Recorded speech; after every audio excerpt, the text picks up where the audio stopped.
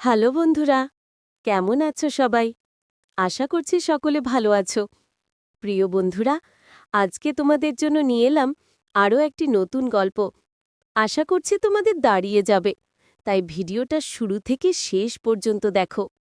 আমার নাম গোপী, বয়স ২৯। আমি কলকাতার বাসিন্দা। কলকাতা থেকে একটু সাইডে একটা মফস্বল এলাকায় থাকি। বাড়িতে আমার বাবা, মা, একটি বোন আছে। বোনের বয়স ১৯-এর মতো। সিটি কলেজে ফার্স্ট ইয়ারে পড়ে। দেখতে হেব্বি সুন্দরী, খুব ফর্সা, শরীর স্বাস্থ্য মোটামুটি। আমি আমার বোনকে ছোটবেলা থেকে আস্তে আস্তে বড় হতে দেখেছি।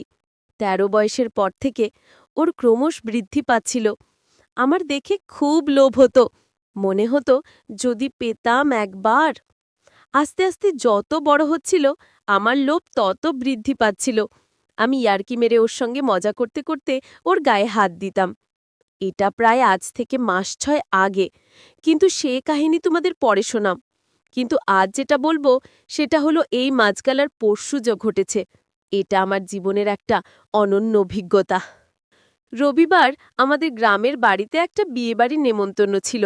আমাদের সকলের সেখানে নেমন্তন্ন ছিল, কিন্তু বোনের প্রথম বর্ষের এক্সামের তয়ারি নেয়ার জন্য ও বলল যেতে পারবে না। আমিও বললাম আমার অফিসের কাজ আছে, তাই যেতে পারবো না। মা আর বাবাকে বললাম তোমরা দুজনে যাও, আমি আর সোনা বাড়িতে আছি। ওরা রাজি হয়ে গেল। শনিবার বিকেলবেলায় বাবা আর মা চলে গেল। আমি আর সোনা বাড়িতে রইলাম। বোনের সঙ্গে মস্তি করে করে সন্ধেবেলায় আমি বেরোলাম আড্ডা মারতে। আমার দুই বন্ধু রাহুল আর পঙ্কজ ছিল সেদিন। রাহুল একটা কোম্পানিতে ইঞ্জিনিয়ার। পঙ্কজ ছোটখাটো ইলেকট্রিকের দোকানে কাজকর্ম করে। লেখাপড়াও বেশি দূর করেনি, কিন্তু আমাদের সঙ্গে পড়তো বলে বন্ধুত্ব আছে। আমরা একটা জায়গায় আড্ডা মারতে মারতে বিয়ার খাচ্ছিলাম। বসে বসে গল্প করতে করতে আমি বললাম, আচ্ছা, আমার বোন সুনাকে তোদের কেমন লাগে? ওরা তো অবাক হয়ে গেল। আমি একটা দাদা হয়ে নিজের বোনের সম্পর্কে এরকম বলছি শোনে। ওরা প্রথমে বলল ভালো। আমি তারপর ওদের ভেতরের ভয় কাটানোর জন্য বললাম, ওকে কাছে পেলে তোরা কি করবি? তখন তো সবাই হতভঙ্গ। তারপর কিছুক্ষণ পরে পঙ্কজ বলল, আরে ভাই, তুই রাগ করবি বলে বলতে পারিনি, কিন্তু আমার তো হেব্বি লাগে। ও যখন কলেজ যায় আমি দোকান থেকে ওকে দেখি, যা লাগে না ওকে দেখতে। কতবার তোদের বাড়িতে ইলেকট্রিকের কাজ করতে গিয়ে দেখেছি। একটা সুযোগ করে দে না ভাই, তোর যা লাগে দেব। রাহুল বলল, ভালোই হয় যদি কাছে পাই। আমি বললাম, বাড়িতে এই সময় কেউ নেই, সবাই মিলে একটা সুযোগ আছে, কিভাবে কি করা যায় বলো তো? পঙ্কজ বলল, চল এক্ষুনি তোদের বাড়ি যাই। আমি বললাম, আশেপাশে ফ্ল্যাটের লোকেরা সন্দেহ করবে, তাছাড়া মা যদি জানতে পারে তাহলে খুব বকবে। এখানে হবে না, অন্য কোথাও। তখন রাহুল একটা মস্ত প্ল্যান দিল। বলল, চল সবাই মিলে দীঘা ঘুরে আসি, তোর বোনকেও নিয়ে যাই। ওখানে গিয়ে হোটেল ভাড়া নেব, তারপর সেখানে সবাই মিলে। আমি বললাম, কিন্তু ও কি আমাদের সঙ্গে যেতে রাজি হবে? পঙ্কজ বলল, রাজি কাতে হবে, তুই শুধু যেভাবে হোক তোর বোনকে রাজি করা। আমার দীঘায় অনেক পরিচিতি আছে, আমার চেনা হোটেলও আছে, আমি ফোনে রুম বুক করে নেব। আমি বললাম, ঠিক আছে, দেখছি। রাহুল বলল, না দেখছি নয়, আমি সব খরচা করব, তুই শুধু রাজি করা। আমি বললাম, ঠিক আছে। তাই আমাদের ঠিক হলো আমরা ৩ জন দীঘা যাব, আমার বোন সুমানাকে নিয়ে। দীঘা হলো ওয়েস্ট বেঙ্গলের সবচেয়ে বড় সি বিচ। খুব সুন্দর জায়গা। আমি ওখানে ৩-৪ বার গেছি। কলকাতা থেকে ৪-৫ ঘন্টার পথ, বাসে করে যেতে হয়। এছাড়া ট্রেনেও যাওয়া যায়। এবার কাহিনীতে আসি। আমি বাড়িতে এসে বোনকে বললাম, শুনা, বাবা মা তো নেই, চলো না কোথাও থেকে ঘুরে আসি। আমার ২ বন্ধু আর ২ বান্ধবী যাবে, সবাই মিলে মস্তি করতে করতে যাব। ও বলল, দাদা আমার যে পরীক্ষার সামনে পড়াশোনা করতে হবে। আমি বললাম, চল না, একটা দিন তো আমরা সবাই মিলে খুব মস্তি করব। আর তাছাড়া তুই তো জানিস আমার বন্ধুদেরকে, সীমা আর আঞ্জু যাবে সঙ্গে, তোরা ৩ জন মেয়েরা মস্তি করবি। এইভাবে অনেকক্ষণ ধরে বলে ওকে রাজি করলাম। বললাম, ব্যাগ ব্যাগ করে নে, বিচে স্নান করতে হবে, সেই অনুযায়ী হালকা কাপড় জামা নিবি।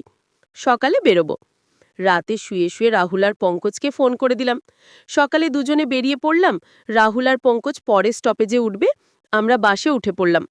পরের স্টপেজ যথারীতি রাহুল আর পঙ্কজ উঠল। বোনের পাশে আমি বসেছিলাম। ২-৩টে স্টপেজ পর যখন কোনো মেয়ে উঠল না, তখন বোন আমাকে বলল, কিরে দাদা, তুই যে বললি সীমা আর আঞ্জু আসবে, কই উঠল না তো?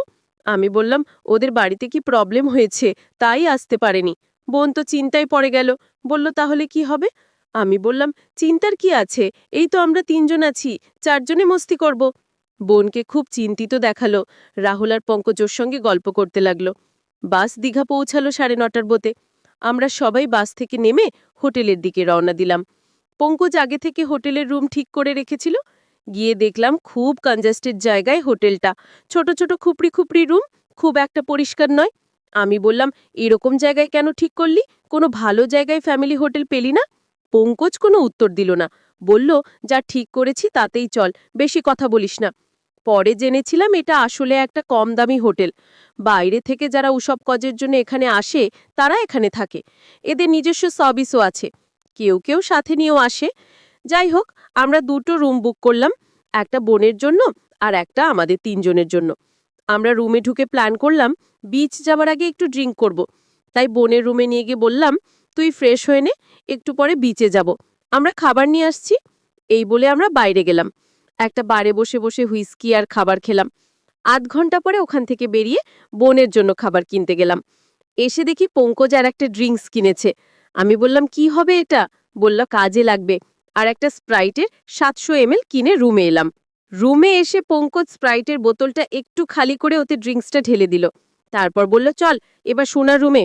বলে সে খাবারটার স্প্রাইটটা নিয়ে সোনার রুমে ঢুকলো। আমিও গেলাম। গিয়ে বললাম, তুই ফ্রেশ হয়েছিস? বোন বলল, হাঁ দাদা। আমি বললাম, খেয়ে নে, তারপর বিচে যাব। পঙ্কজ ওকে স্প্রাইটটা দিল। বলল, সোনামা, তুমি এটাও খেয়ে নাও। আমরা বসে বসে গল্প করতে লাগলাম। খেয়ে দেও স্প্রাইটটা খেতে লাগলো। বলল, দাদা স্প্রাইটটা এত কড়া কেন বলো তো? পঙ্কজ বলল, হয়তো ডিপে ছিল তাই, কিংবা হবে হয়তো আগেকার জিনিস। তুমি খেয়ে নাও, কিছু হবে না। বলাতেও খেতে লাগলো। আমরা ওকে বললাম, তুই খেয়ে রেডি হ, আমরাও রেডি হচ্ছি, বিচে যাব। তারপর 10 মিনিট পর রেডি হয়ে সোনাকে ডাকলাম। ও বেরিয়ে এলো একটা রেড কালার জিন্স আর একটা লাইট ইয়েলো জামা। ও খুব লজ্জা পাচ্ছিল এটা পরে। বলল, পঙ্কজদা, এটা তো নাইট ড্রেস, এটা পরে বিচে যাব? পঙ্কজ বলল, চল, এরকম ড্রেসে বিচে স্নান করার জন্য বেস্ট। তুমি কি স্প্রাইটটা পুরোটা খেয়ে নিয়েছো? বোন বলল, না, পুরোটা খাইনি। পঙ্কজ তখন বলল, ওটা নিয়ে নাও, বিচে পিপাসা পেলে খাবে। তারপর আমরা বিচে গেলাম। সানডের বাজার, তাই আজ বিচে খুব ভিড়। আমরা একটু সাইডে কম ভিড় দেখে জলে নামলাম। সোনা জলে বেশি দূর নামলো না। আমরা অনেক দূর এগিয়ে গেলাম। কিছুক্ষণ পরে খেয়াল এলো সোনা সেখানে একা আছে। ভাবলাম দেখে আসি। সামনে গিয়ে দেখলাম কি ভাবে লাগছে। আশেপাশের কিছু চ্যাঙা ছিলে ওকে হাঁ করে দেখছে, আর বোন সেটা সম্পূর্ণভাবে বুঝতে পেরে অস্বস্তি ফিল করছে। ঠিক এমন সময় একটা বড় ঢেউ এলো।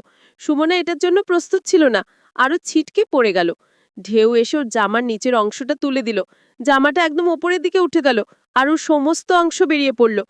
এটুকু আমাদের গরম করার পক্ষে যথেষ্ট ছিল। বোন সঙ্গে সঙ্গে উঠে নিচের জামা ঠিক করল। ওদিকে পঙ্কজ আর রাহুলও এসব দেখছিল। এসব দেখে আমরা তো আর থাকতে পারলাম না। যেভাবে হোক আজ মজা নিতেই হবে। আমরা জলের ওপরে উঠে এলাম। বোনকে ডাকলাম উঠে আসতে।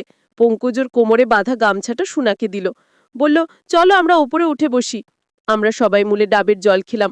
পঙ্কজ বলল, স্প্রাইটটা পুরোটা খেয়ে নিতে, কারণ আমরা ভালোভাবেই জানি যে ডাবের জলের সঙ্গে ওটা খেলে নেশা বেশি ধরে। কিছুক্ষণ পরে আমরা একটু সাইডের দিকে যাওয়ার প্ল্যান করলাম বলে সমুদ্রের ধার ধরে হাঁটতে শুরু করলাম। কিছু দূর যাওয়ার পর একটা জায়গায় দেখলাম লোকজন তেমন একটা ছিল না। আরও একটু এগিয়ে গেলাম আমরা। অনেকটা যাওয়ার পর দেখলাম এখানে কেউ নেই। এখানে আমরা জলে নামার জন্য ঠিক করলাম। সোনা বলল সে জলে নামবে না। আমি আর রাহুল সমুদ্রের জলে নেমে এগিয়ে গেলাম। পঙ্কজ সোনাকে যাওয়ার জন্য বলছিল। সোনা কিছুতেই যাবে না দেখে পঙ্কজ ওর হাত ধরে টেনে আনলো। সোনা বেশি দূর যেতে চাইল না। পঙ্কজও আর জেদ করল না। পঙ্কজ সোনাকে জল ছেটাচ্ছিল। সোনাও পঙ্কজের সঙ্গে খেলছিল। ওরা দুজনে কোমর জলের মধ্যেই ছিল। আমরা ততক্ষণে অনেক দূর চলে গিয়েছি, সেখানে খুব মজা করছি। আমি আর রাহুল দূর থেকে পঙ্কজকে ডাকলাম, চলে আয়, শুনে ওখানেই ডাক। পঙ্কজ তখন সোনাকে বলল, চল ওদের কাছে যাই। বোন বলল, না পঙ্কজদা, তোমরা যাও, আমি এখানেই আছি। পঙ্কজ আর কথা শুনল না। ওকে টানতে টানতে এগিয়ে গেল ক্রমশ গভীর জলের দিকে। বোন ভয় পেল, বলল, আমি যাব না। পঙ্কজ তাকে নিয়ে এগিয়ে গেল আরও গভীর জলে। এবার বোন খুব ভয় পেল আর পঙ্কজের গলা জড়িয়ে ধরল। পঙ্কজ এই সুযোগটাই খুঁজছিল। আমরা এবার বুঝতে পারলাম পুরো ব্যাপারটা। রাহুল ছুটে এগিয়ে গেল ওদের দিকে। পিছন থেকে গিয়ে শোলাকে জড়িয়ে ধরল। সোনা ভয় পেয়ে একবার রাহুলের গলায় আর একবার পঙ্কজের গলায় ঝুলতে লাগলো। বোন খুব ভয় পেয়েছিল, তাই সে ওদের মনোভাব বুঝতে পারল না। এরপর আমি গিয়ে পৌঁছালাম ওখানে। বোন আমাকে দেখে ভয়ে আমার গলা জড়িয়ে ধরল। রাহুল আর পঙ্কজ পেছন থেকে মজা নিতে লাগলো। পঙ্কজ ওকে বোঝাতে লাগলো ভয় নেই, রাহুল ওর খোলা থাইয়ে হাত বোলাতে লাগলো। সবাই মিলে সোনাকে নিয়ে খেলতে লাগলাম। আমার বেচারি অসহায় বোন একবার আমার গলায় একবার বন্ধুদের গলায় ঝুলতে লাগলো। এইভাবে খেলতে খেলতে সোনার জামার নিচের দিকে দুটো বোতাম খুলে গিয়েছিল। আমরা এবার সেদিকে মনোযোগ দিলাম। আমি লক্ষ্য করলাম কি অসাধারণ দেখতে আমার বোন, কি চকচক করছে ওর স্কিন। এবার বোন বুঝতে পারলো ওর সঙ্গে কি হচ্ছে, কিন্তু ওর কিছু করার ছিল না। ও বলতে লাগলো, দাদা আমায় ছেড়ে দে। আমরা ওকে জলের ওপরে বসিয়ে দিলাম। তিনজন মিলে অবাধ খেলায় মেতে উঠলাম। তারপর পঙ্কজের গামছাটা আমি ওকে দিলাম, সেটা দিয়ে বোন তার নিচে বেঁধে আমাদের সঙ্গে হোটেলের দিকে রওনা হলো। হোটেলে গিয়ে আমরা সবাই বোনের রুমে ঢুকলাম।